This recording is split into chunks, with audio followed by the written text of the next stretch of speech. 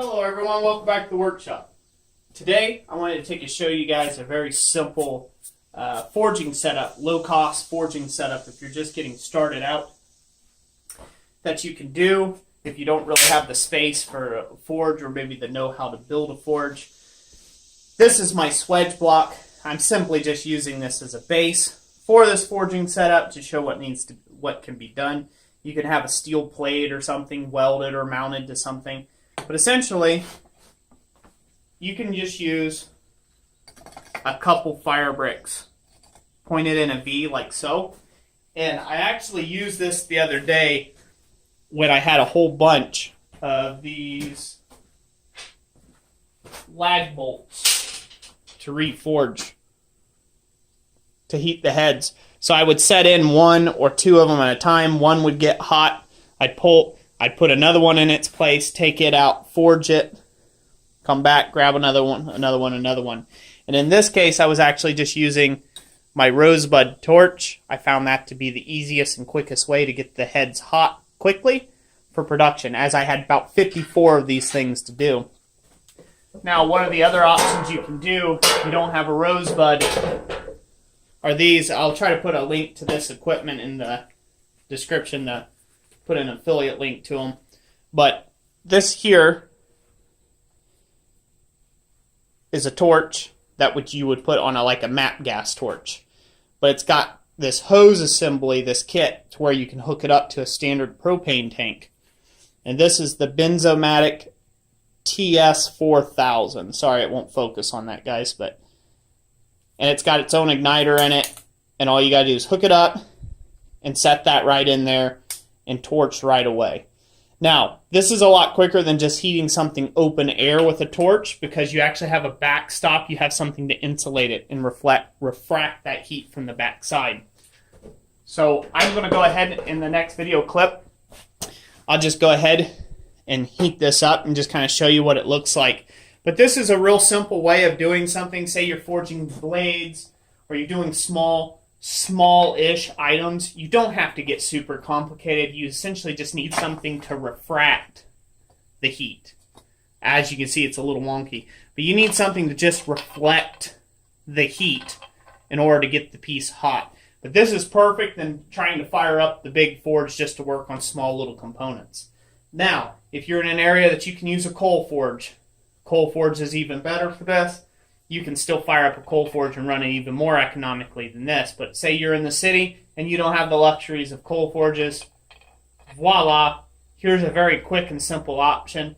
You can go to a Menards or a hardware store that sells firebrick, and within a half an afternoon you're up and forging. So I'll go ahead and stop talking now and I'll show you how it works.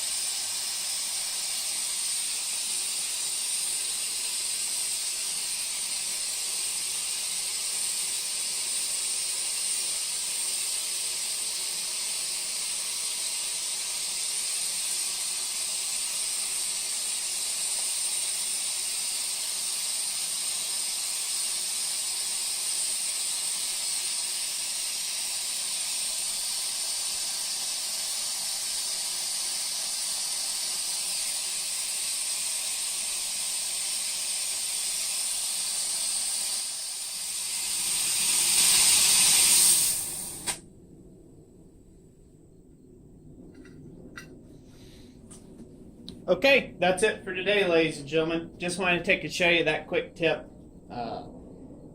Maybe some of you will find that interesting or useful.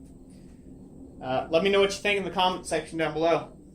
So, I think this is a real handy setup. I think a lot of times we overcomplicate forges. Really, we just need to take and heat something up, and we need to do it efficiently.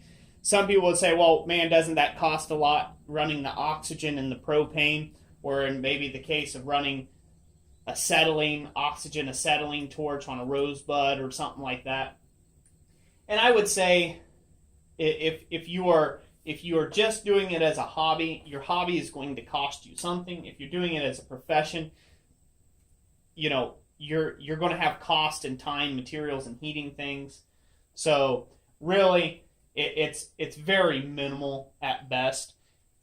My ideal and philosophy on it is don't overcomplicate things. Get the piece heated up that you need to be hot, and go ahead and get the forging done. Once the forging's done, everybody's happy, whether that be your customer, your wife, or yourself. Everyone's happy once the completed project is done. So don't complicate the process unless you have to. Anyways, that's it for today. Thank you all for watching this video. I hope you found it informative. Let me know what you think in the comments. God bless you all, and we'll catch you on the next one.